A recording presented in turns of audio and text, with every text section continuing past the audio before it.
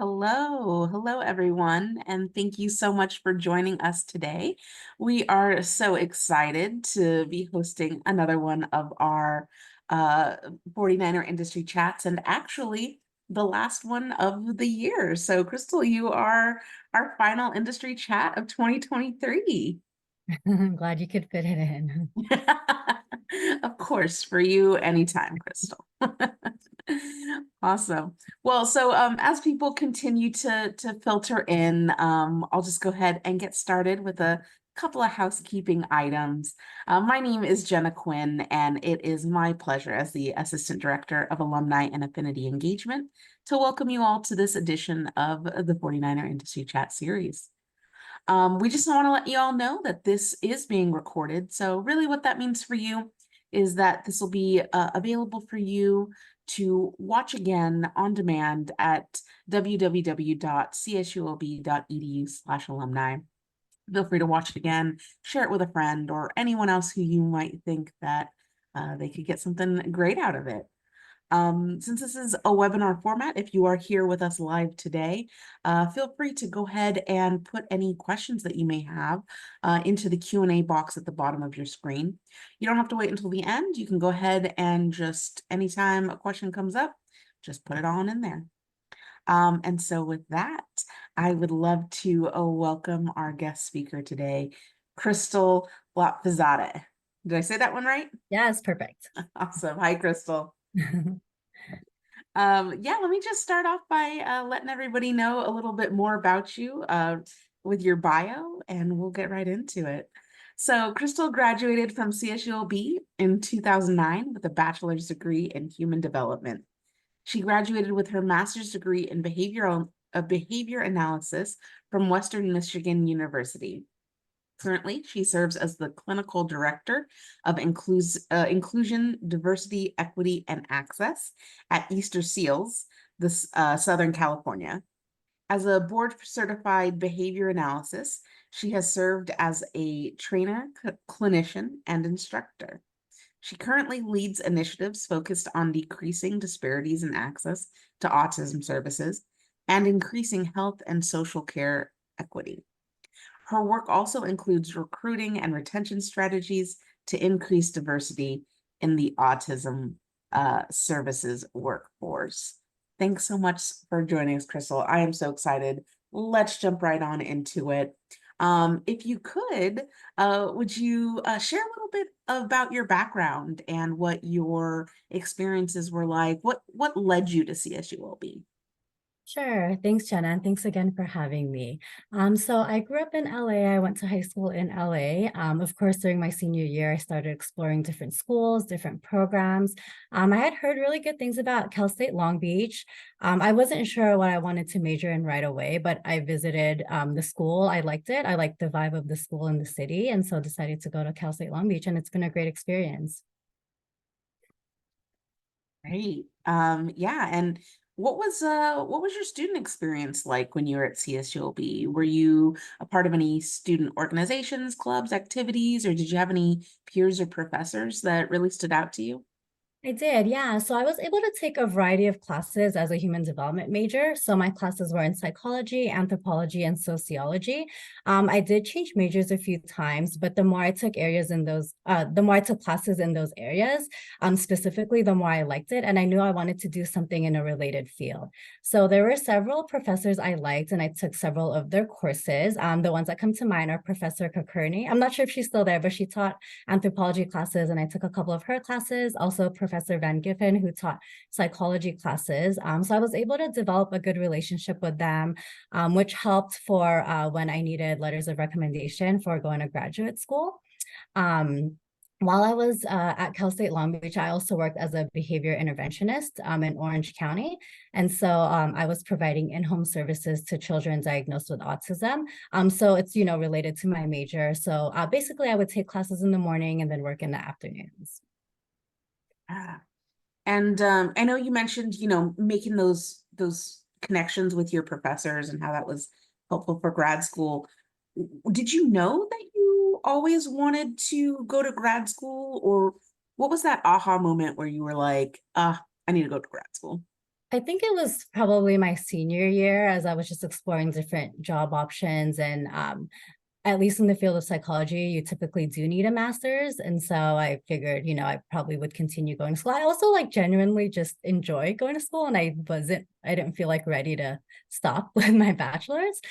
So yeah, I definitely knew senior year I wanted to continue my education. I actually initially explored a clinical psychology program, but found that wasn't for me. So after a semester, I left and then took a year off and then applied for behavior analysis, which I liked better, which I, learned later on. But I applied to Western Michigan University and got accepted into that program and yeah, moved to Michigan for a little bit. And that program was a great experience as well. Yeah. And I mean, you worked in the field, like you had field experience while you were a student at CSULB. Was that part of your curriculum or was It that wasn't. something I you just, sought out? yeah, I was exploring different job options. I knew I liked working with kids. I hadn't worked with children who had been diagnosed with autism before, but I found this organization and they said they would do the training and everything. And so I figured, why not? Let me just try it. That's another thing. I was always just open to different opportunities that would come up. So whether it's from one of my professors or something, from school or with jobs, I was just open to trying. So I tried it and I ended up really liking it. And so I, continued on that path. Gotcha. Well, I mean, afterwards, right? And after grad school, where you ended up today, was that journey, would you call that intentional or did you kind of figure out where you were going? I would say both. Oh, I okay. would say both intentional and I found my way there just as I learned more about myself as I took different classes, different programs, and figuring out what I liked and also what I didn't like. So there's definitely a lot of trial and error. I probably changed majors like 3 times at Cal State Long Beach because I would take classes. I think I'd be interested in something. I'd take classes and figure out, no, it wasn't for me. And then I also mentioned, I took a year off because I started a clinical psych program and found that wasn't for me. So yeah, a lot of trial and error. But also when I was in my graduate program, I learned about different applications of behavior analysis because typically a lot of careers are centered around like application to autism. So in my graduate program, I got to see applications beyond that, such as, research. I also taught a rat lab. I learned about organizational behavior management. So even currently, I feel like I'm still learning and trying different things. You mentioned in my bio, I used to work as a clinician. So I would do assessments and supervise a treatment team for individuals diagnosed with autism. But then, recently I also found that I'm more passionate in helping to increase access to healthcare and decreasing, disparities in access to autism services. And so my current job is more focused on that now. So I'm still currently always learning. Yeah, no, I love that. Having that spirit of like a lifelong learner, I think that's so cool. But, I think that actually transitioned perfectly into talking about, what is a tip like in your current position, what does a typical day look like? Yeah, so it varies. It looks so different every day. So, as a clinical director of our DEI program, I would say overall, I coordinate and manage a team to reach our goals, which is to increase access to autism services and just health and social care services in general. So, my position is mostly remote. I do have a lot of like meetings and admin work, but some days I do go to different locations throughout Southern California for events and training. So, attending and providing trainings. So what that looks like is like we do a lot of outreach. So we want to get to know the diverse communities throughout Southern California. So we will either host events. We like to get feedback from the community of what the needs are. So for instance, families will tell us that, they want more social opportunities for their children who are neurodiverse. So we'll put on events in different locations, or we have partnerships with other community-based organizations who have a similar mission, and we'll push into their events. We'll have activities for kids and resources for parents, just, connecting them to different health and social care services. So yeah, I might be going out to different events or just coordinating for those events. We also recently started affinity groups for caregivers of individuals who are diagnosed with autism. So, that's just a space for them to like share experiences, ask questions, basically uplift each other and build a community. So a lot of the work I do is focused on the feedback we're getting across different communities. Um, and then I also coordinate trainings for our clinicians. So, Southern California is so diverse, and we want to make sure that our clinicians are meeting the needs of the families we serve. So looking for different speakers, either experts in the field or individuals with lived experiences, and, just coordinating trainings and learning opportunities. And then I will also consult with staff on their cases. Yeah, I think one of the things that kind of stuck out to me was the events that you put on. Can you tell us about some of those events and, Yeah. maybe about your favorite one? Yeah, so the services that we provide span Southern California. So we have offices up from Bakersfield all the way to San Diego. And so the events we do, we usually do them quarterly. Sometimes we'll tie them to like an open house if we have an office location opening up. But they are we basically have like different vendors, and we put on like activities for children to engage in, and we'll try to have like a theme. Like I know recently we did a Wild West one in Lancaster, or we'll do like a summer social. So it's all around like socialization opportunities for families, but it's open to the community. And we'll have our uh, different vendors that we partner with will also like have a booth and activities, and it's for families to just come in and enjoy a day. We'll provide food and all the activities and everything, and it's a safe space. And so we try to be really inclusive. We try to have like an area where if it's too overwhelming, the kids can like take a break. And we just try to educate the community about socialization opportunities with children who identify as neurodiverse. Yeah, for sure. And do you do these ever tend to match up with the affinity groups that you were talking about? Or these kind of larger events? The affinity groups are remote, and those so far have been more local to a region. So we have one for caregivers in Orange County, we have one for caregivers in San Bernardino. But at these events, we do let the families know about them, and we also ask for the need. And so we'll ask caregivers, like, are you interested in joining one? What are the topics you're interested in? Would you like a group with some with individuals who share a similar culture or experience? And so as we get feedback on what the need is, we'll open one up and then open it to that community. Yeah, that's so great. I mean, I myself work in the affinity space. So Oh, I just awesome. really love to get your take on um how these affinity networks are impacting things like, access to care or how are they helping in that space? Yeah, our affinities groups are fairly new. We started it just in the last few months because we were taking some time to just gather feedback and see where the need was.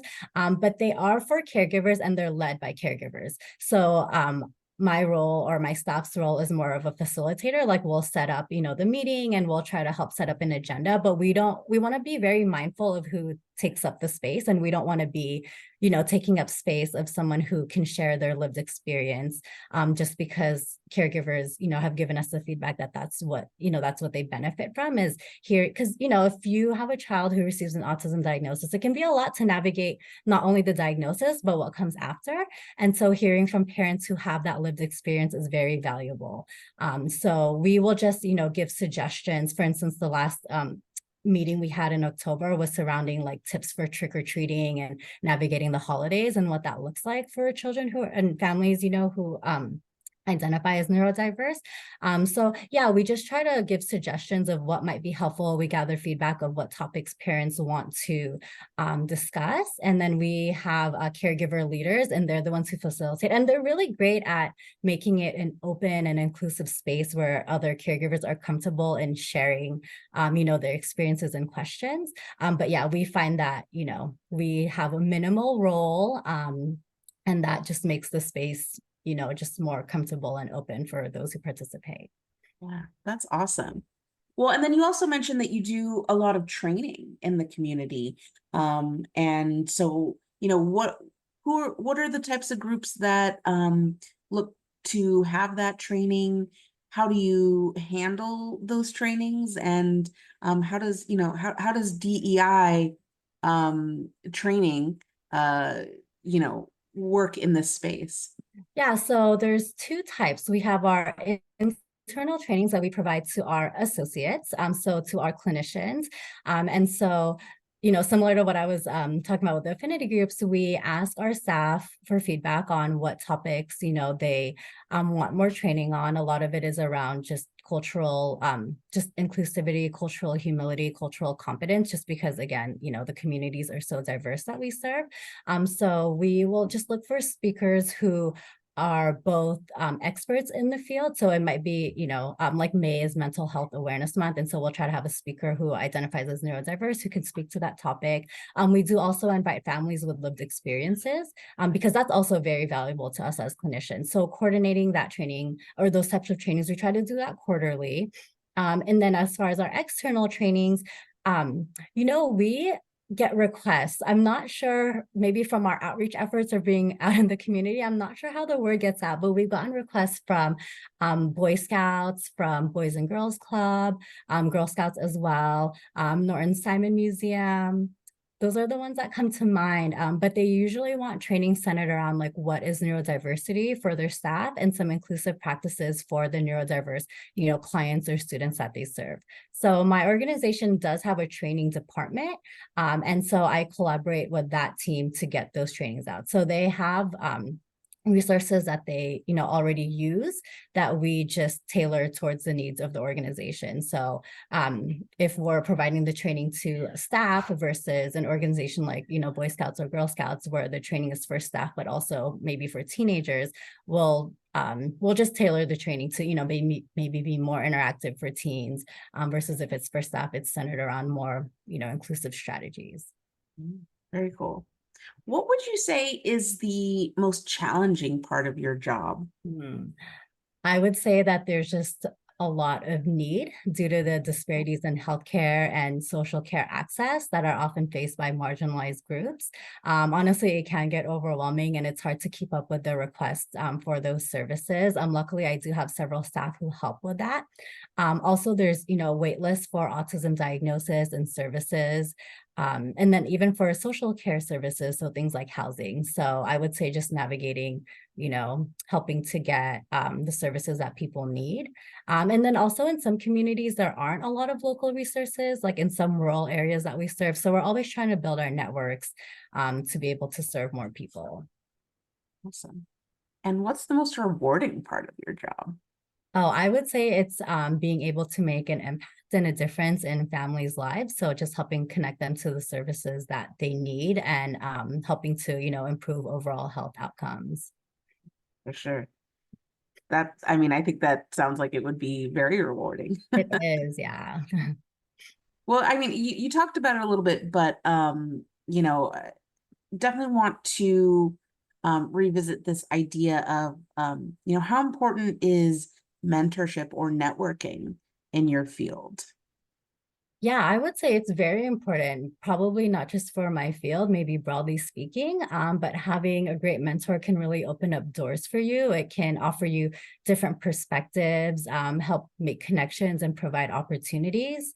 I am also I'm starting a mentorship program in my position just because in looking at our clinicians were not as diverse, and in the field of behavior analysis, it's not as diverse, especially as the population in Southern California. So we are starting a mentorship program that is mainly for individuals who identify as Black or African American or Latino, Latina, just because those groups are underrepresented as clinicians in my field. And so we are helping to anyone who identifies as that and that wants to go to graduate school, receive clinical supervision hours, and receive credentials as a board certified behavior analyst, speech and language pathologist, occupational therapist, physical therapist. We have a mentorship program, just, with that goal to increase the diversity of clinicians. Right. Well, what about you? What has been your experience with mentorship? Have you had any mentors yourself? Do you yourself do any mentorship? Yeah. So my mentors have been my professors, especially the ones from graduate school. Dr. Malott from Western Michigan University was my advisor and also my mentor. And he really just like I said, like, offered the different perspectives of different applications of behavior analysis. Under him, I was able to teach different courses, which I never thought I would be into and was, not thrilled about initially, but I ended up really loving it and teaching most of the time I was in graduate school. And, just exploring different career options. Yeah, just asking for different perspectives. Yeah, he's been really helpful with that. And then as far as serving as a mentor, I have done that in my organization, particularly when I was a clinician. And I've also done it with Cal State Long Beach. So I've been a part of the mentorship program. I've had 2 mentees. I still keep in touch with them actually, even though the program it was from years ago. And I plan to restart that again because it was a great experience.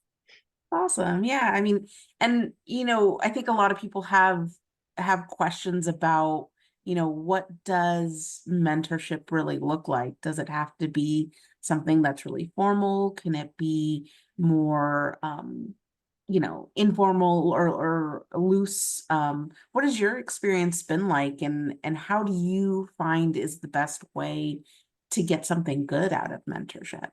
Yeah, I think it can be either depending on, what the mentor and mentee hopes to gain out of it. And so I always like to start the initial meeting with goal setting and just identifying, what does the mentee hope to get out of it? And then that can kind of shape what it looks like. So I've had more formal mentees where, they want to, like, for instance, I've had one that wants to, just help studying for the board exam. And so our goal is, weekly check-ins and helping them get to where they need to be to take the board exam. And then I've had ones that are less formal, where they just want to learn about, what are the different career options in this field.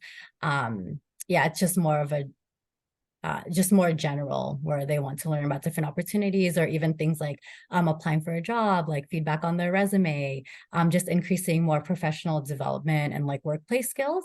So yeah, I for me, I'm open to either, but I think it's just important to have that initial goal setting so you're both on the same page as to what they hope to get out of the mentorship and then what, the mentorship relationship will look like.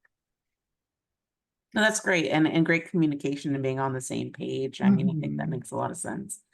Um, but for folks who are interested in going into your field, what are some of the pieces of advice that you give them when they're applying for jobs or when they're searching for different positions? Yeah, there is such a need in my field. There's definitely not enough clinicians to fulfill the need. And so I would say find what you're interested in. So, well, first of all, you do need your master's. So look into, graduate programs that are that you like. Talk to the professors to see, what the program will be like. I recommend developing good relationships with your current professors and supervisors. It's a small field also. So yeah, I would say professors and mentors can help open up opportunities. Just be open to, their advice and opportunities. And even if you think you might not like something, it's always, I think, worth it to give it a shot. And, it's, if anything, it'll be a good learning process. Yeah, learn about just different applications, different ways you can make an impact and find what you're passionate about. And that it's, it's a learning process. You don't always know right away. Like I've mentioned, for me, there's been a lot of trial and error. And, even now, like recently, I, switched the course of my career a little bit. And so just being open to that, like learning process and, seeing where that takes you. Yeah. I'd love to talk about that a little bit more. There are a lot of people who think, like there's a track that you're on and there's a goal that you're reaching to. And, when that doesn't, or when it kind of becomes obvious that, maybe that's not going to work out, um, the thought of changing or going off track, right? Is a little scary. So how For did sure. you, for someone who, switched majors a couple times, someone who's, changed their career trajectory a couple of times, what does that look like for you and how have you dealt with it? How have you managed that? So I believe in always having goals. Like I don't feel like I will ever be at a place where I'm like, oh, I reached my goal and I'm done. Like I feel like there's always growing and always learning to do. And so I think with that perspective, like of course it can be so scary to be like, oh, like this graduate program didn't work out and I dropped out and like, what am I going to do? But I really do see it as a learning process of like, well, that didn't work out because of this. So what am I going to do next? So I think having a plan of like, where you want to go and having an ultimate goal and working towards that. And because I was never just like, oh, like that didn't work out, but I don't know what I'm doing next. I always had an idea of like, that didn't work out because like I want to do this other thing. Or, working as a clinician, I did that for like 10 years and I do still love it, but I also was like, I want to look at, other ways I can make an impact. So what can that look like? And so all the experience I've had kind of led me to where I am. And I kind of have that perspective of it as like again, it's like all a learning process and it helped get me to where I am. No, that's great. Um, I think though, working for a nonprofit, right? That can sometimes be a little difficult. I at least this is what I hear from some people. Mhm. And kind of draining. Do you have a perspective of the difference between working in your field for a nonprofit versus a for-profit company? Yeah, I've worked for both, and I will say that overall, especially with the DEI work I do, I think there's a lot more support. This isn't my experience, so I can't speak, to anything else, but there's a lot of support in the work I do, um, in the nonprofit I work in. It's ingrained into their mission statement. And so, starting this department 3 years ago, and just starting with like a few ideas of like, oh, well, let's do outreach to communities, let's get feedback to now, they're funding like all the events we're putting on. They are giving me, staff to help support connecting families to resources. We're hiring an outreach specialist just for that position next year. So I will say that I have a lot of support because yeah, I do think that, it's part of their mission statement. And a lot of times when I'm like, oh, we can do better this way, like we need this position or we need to start a mentorship program. We need to do this. I've had, a lot of support with all of my initiatives. So I've had a very positive experience, working in a nonprofit. Yeah. Well, and DEI, it's such a we were talking about this before, it's such a big topic, a big important Right. topic, but also there's so much to tackle. So when you were starting this, just a couple of years ago, how did you decide where to start and how have things grown? Yeah, yeah, I know. I agree. It's so overwhelming. There's so much need, there's so many gaps in so many areas.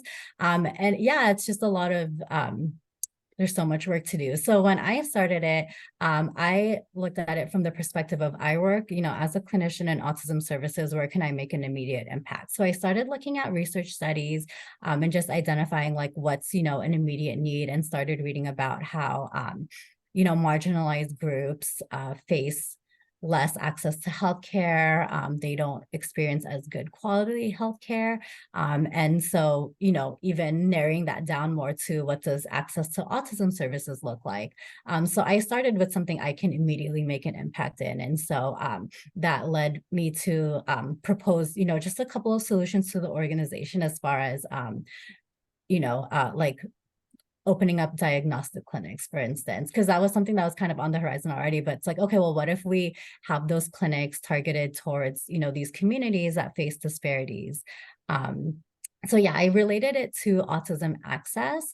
And then as it grew, we were able to look at more like health and social care too, and just providing, those services to families. Because if someone is experiencing housing insecurity or food insecurity, then access to autism services is not going to be what they focus on. And so we have to address those gaps as well to address, the disparities in access to autism services. So they're all interrelated. And then as it grows, we are looking at other like social determinants of health. So the conditions that people live, work, play, those conditions that all are tied to their health outcomes. We're starting to look at those more and working also with the other service lines in my organization. So we have like adult services, child services. So in 2024, I'm looking to have more collaboration with them to make an even bigger impact. So I would say each year it grows a little bit more in terms of what we're able to do. And like I said, I'm lucky to have a lot of support. But we just continue to look at, what's the most current research showing, like what are, the gaps that we can help fill, like where can we make an impact? And yeah, just starting small and yeah, just trying to make an impact where we can. Yeah. Well, and then another thing is that a theme that kind of permeates through all different organizations when it comes to this type of work, is how to measure it. So how Mhm. do you guys have you found a good system for how to measure your impact, or how Yeah, there's um different ways. Initially, we would just try to identify like how many families are receiving our services. So how many, come up to our booth, how many were able to connect to, a health or social care service, how many we provide trainings to, like what do our partnerships look like, what are the mutual goals between partnerships, are we meeting those goals? And then we also look at training outcomes that result from the trainings that we provide. So an example is we had this training about like implicit bias in the hiring process. So that led us to develop like just more standardized and transparent hiring materials. And so we're looking at, is our staff getting more diverse, like following, that training. So yeah, depending on the goal, we do try to measure the impact that we're making. And then we're also still comparing that to the metrics as far as like, what are, the groups that are underserved in Southern California? Like what do those percentages, what are those communities? And then um, who are we serving in our organization? And is there, reconciling that? Like, are there still gaps? yeah. And working in a nonprofit, right? There's always that limiting factor of resources and funding, right? Mhm. Um, if that wasn't the case, right? If you had maybe Mackenzie Scott money that just kind of fell in your lap, um, what do you think would be next? What would be the goal? What would be, if you didn't have those constraints, what would you go after? I would just say more staff. There's so much work to be done. And so I think, yeah, just more staff. Like we always have a need for things like translating our materials or like there's always some admin stuff that comes up, or like we'd be able to like have more events, we'd be able to lead more affinity groups, like we would just be able to do our work on a larger scale. So yeah, I would say just more people to increase, the amount of work that we're able to do. Or is there any like maybe program or different initiative that you always wish you could try, or you think, oh, this would have a great impact if I Oh, could? I would love to like expand the work further to maybe building like, really inclusive like playgrounds or just accessible. Like, I think about like accessibility for, like buildings or just like conditions that we like work and play in. So yeah, I would say just like more accessible and inclusive spaces, like physical spaces. Another theme of folks who work in nonprofit is the struggle of work-life balance, and how sometimes the work can kind of be all-consuming. What has been your experience working in a nonprofit doing DEI work? What is your experience with work-life balance been, and how do you manage it? Yeah, I have really supportive supervisors and staff, and we do, often talk about like what our work-life balance looks like. I feel like it's a little bit off right now because I have an 11-month-old, and so constantly there's like something. So it's admittedly not the best right now, but it does get better, like for sure. Cause I also have a 6-year-old and it was much more manageable when I just had her. But I do have the flexibility in my job to be able to, especially if I'm doing admin work, I can work, as I need to. So I do meet my deadlines, but if I need to take a morning off because I have doctor's appointments or something, I can make that up like in the evening. And so I'm able to work around like my family's needs, which I'm really lucky to be able to do since I work remotely. And then I have a lot of support like from my colleagues too. And so if I'm not able to take something on, someone, might help me out, which I'll try to do for them as well. And then with deadlines, I always, and even when I was in school, I don't like to do things last minute. If I have something due, I'll, chip on it like a little bit at a time. And so I feel like that really helps my work-life balance because I won't have to spend too much time on something. I'll be like, progressively working on a project. So that works out for me. Right. Something that we kind of see in a lot of different industries, um, like kind of the newfangled thing, is the use of AI, artificial intelligence. Um, how does AI have an impact in your field? And, is it a good one? Is it a bad one? Yeah, I don't know. We'll see. So from what I'm seeing, it seems to be in its infancy. It seems like I'm starting to see some research studies of AIs being used like to diagnose autism, and also in service delivery, but they're like in their more initial stages. But I am also seeing some stuff about like ethical implications, and it seems like there's a lot to be explored. So I think there can be a lot of good that can come from it, but hopefully with all the ethical implications in mind. Yeah, for sure, for sure. And COVID also has taken quite a toll on many different industries. How has the effects of the pandemic, and now that we're coming out of the pandemic, um, how has that taken a how has that shaped your industry? Yeah, it's so many different ways. Unfortunately, not for the best, obviously. But I think coming out of the pandemic, we're just seeing a lot of families are giving us the feedback of the need for these types of services and also like for socialization opportunities, just because, spending the last couple of years not being able to socialize, especially for children who have that skill deficit, who are diagnosed with autism. I get a lot of requests, for those socialization events. And then also with like the health and social care access, like it seems like that disparity just grew a lot more, that divide between, marginalized communities and families who are able to access those services. And so, yeah, maybe, all the requests we're seeing are a result of COVID, just all the need for different like, yeah, access to a diagnosis, access to autism services, access to, housing, food, legal services, things like that. Yeah. I mean, um, do do you foresee um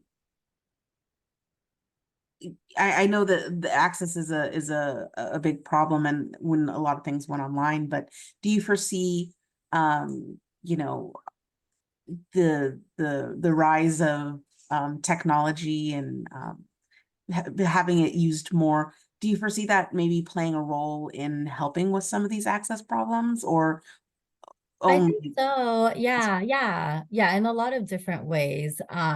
Especially, what comes to mind is like families who live in maybe rural areas who don't have access to clinicians or services nearby. Access to technology can really help. We did receive some grant funding for like hotspots and devices like iPads that we're able to give to our families during COVID, and then that funding has continued after too. So yeah, definitely. I think it's a really good thing.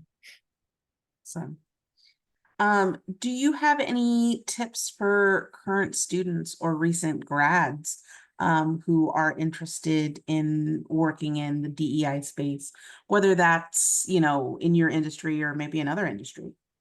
Yeah. I think that's great. Like we've talked about, there's just such a need, it seems like, in any space, for this type of work. So I mean, I can speak, just for the work that I've done, like the DI program in my organization. And, this might look different depending on the field you're in. But I would just really suggest finding, what you're passionate about, where you can make an impact. And then, finding out, whether it's a like with some educational program or what experience you need, to help, get your foot in the door. But it can be really overwhelming just because there is such a need and there's so many gaps to fill. So I would say, yeah, find out what you're passionate about, where you as an individual or within your organization can make an impact, and, starting there and then letting it grow. Awesome. And where do you see yourself, going? What's next for you in the next few years in the trajectory of your career? I really love the work that I'm doing currently. So I do anticipate that I would still be doing similar work and hopefully on a larger scale. Like I mentioned, I want to do more collaborations with the other service lines. So maybe expanding my work, more beyond autism services to disability services in general. And yeah, just being able to make a bigger impact in that way. Excellent. Well, as we come to the end here, there is always a question that I like to ask folks, and that is, if you could get into a time machine and magically go back to yourself when you were graduating or when you were a recent grad, just kind of at that start, what piece of advice would you give yourself, or maybe a couple of pieces of advice that you would give yourself? Oh, good question. Yeah, that's a really good question. I probably, would just tell myself to let things happen because, we talked about like just changing my major, changing careers, not to like worry about that too much. Like, in hindsight, like I've mentioned, like they were all learning opportunities. Like even if something didn't work out, it was actually for the best. So I would just say, yeah, just, explore like maybe even more opportunities because I probably could have learned more about myself. Because some of the times, like I mentioned with teaching, like I had to teach and I wouldn't have taken that opportunity if I didn't have to. But maybe there would have been some other opportunities that I didn't take that I could have. And yeah, just be more open to trying different things and, just like don't stress out when things don't work out because in the end, like ultimately they do. Awesome. Well, anything else that, as we're closing up, that you would like to let folks know, maybe advice for folks who are interested in entering your field, or just, anything that you want to say before we wrap up? I think if anyone is interested, in autism services or in the DEI work, yeah, like I said, there's such a need. So hopefully they do explore that.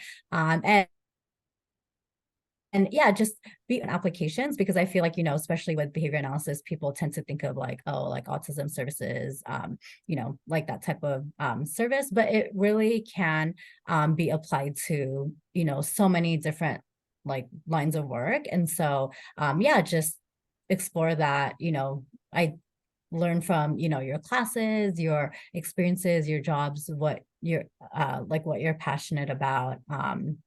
And yeah, if you can, find a way to like reconcile the two, that's ideal.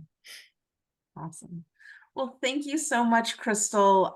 Really appreciate you taking the time to be our final 49er industry chat of 2023. For those of you in the audience, we encourage you to, again, you can find this recording up in the next few days at www.csulb.edu/alumni. We encourage you to view it again, to send it to a friend, and also to follow us on social media, any of those platforms you see there below at CSULB alumni. So that way you don't miss the next 49er industry chat or any of the other great things that we're doing. But Khrystle, if folks wanted to get in touch with you or perhaps continue the conversation, how might they best get in touch with you? Yeah, so my LinkedIn, which I've mentioned to you before this chat, is not updated to my new last name, but it's Khrystle Montallana. So its last name is Montallana. They can reach me on my LinkedIn, or my work address is khrystle.lotfizadeh@essc.org. Awesome. Well, thank you so much, Khrystle. We really appreciate it. And for all of you tuning in, thank you so much. And we'll catch you next time. Bye-bye. Thanks so much.